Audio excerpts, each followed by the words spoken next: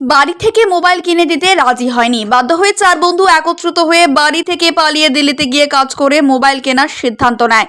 পুরাতন মালদা স্টেশনে ভয় পেয়ে আরপিএফ এর সাহায্য চায় ওই কিশোররা। অবশেষে চাইল্ড লাইনের সহায়তায় ওই চার কিশোরকে উদ্ধার করে ওয়েলফেয়ার কমিটির হাতে তুলে দেওয়া হয়েছে। রেলওয়ে চাইল্ড লাইনের তরফে বিজন কুমার সাহা জানান, নিউ জলপাইগুড়ি স্টেশন থেকে দিল্লি যাওয়ার কথা ছিল এই কিশোরদের। এদের বয়স 12 থেকে 15 বছর।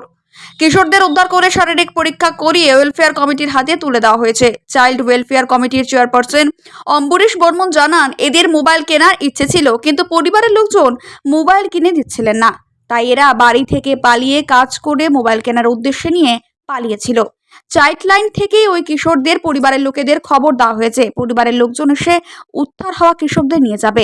মালদা স্টেশন থেকে চাইল্ড লাইনে বাচ্চাগুলো দিয়ে গেলো, বাচ্চাগুলোর কি উদ্দেশ্য ছিল? এবং অ্যাকচুয়ালি ওরা যেটা বুঝলাম সেটা হচ্ছে বাড়ি থেকে মোবাইল কিনবে বলে বাড়ি থেকে হয়তো কোনো কারণে মোবাইল দিচ্ছে না, এবং সেই মোবাইলের প্রতি আসক্তির জায়গা থেকে ওরা বাড়ি থেকে পালিয়ে কোথাও মানে এরকম উদ্দেশ্য ছিল, যেটুকু কথা বলে বুঝলাম যে গিয়ে বাইরে কোথাও কাজ করবে, টাকা পয়সা জমিয়ে ওরা মোবাইল কিনবে।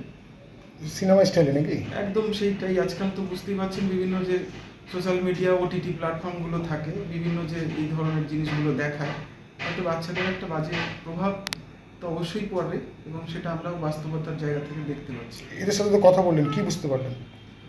এদের ওই একটাই উদ্দেশ্য, মোবাইল কিনবে, বাইরে যাচ্ছিল, বাবা মাকে না জানিয়ে বাইরে গিয়ে কোথাও কাজকর্ম করবে, তারপরে টাকা পয়সা জোগাড় করে মোবাইল কিনবে।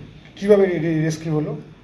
যে ঘটনাটা শুনলাম, আরপিএফ বাচ্চাগুলোকে একটা ফাঁকা ট্রেনে বা ফাঁকা স্টেশনে রাতের অন্ধকারে ওরাই আরপিএফ এর সাথে মানে কথা বলে। ওরা হয়তো যাচ্ছিল, যেতে যেতে কোনো কারণে একটা ভয়ের বা আশঙ্কার জায়গাটা আসে, সেখান থেকে বাচ্চাগুলোই ট্রেন থেকে নেমে তখন ওই দেখে আরপিএফদের সাথে কথা বলে যে আমরা এভাবে চলে এসেছি বাড়ি থেকে না বলে, তো আমরা বাড়ি ফিরে যেতে চাই, আমাদের একটু ব্যবস্থা করুন। তখন ওনারা চাইল্ড হেল্পলাইনের হাতে তুলে দেয়, এবং সেই ওনাদের নিয়ম মাফিক যাবতীয় সব কিছু মেডিকেল বা আদার্স সব কিছু রিপোর্ট করবার পরে আমাদের সিডব্লিউসিতে নিয়ে এসেছেন। আমরাও কথা বললাম, গার্জেনের সাথে, গার্জেনকেও খবর দেওয়া হয়েছে, ওনারাও হয়তো চলে আসবেন।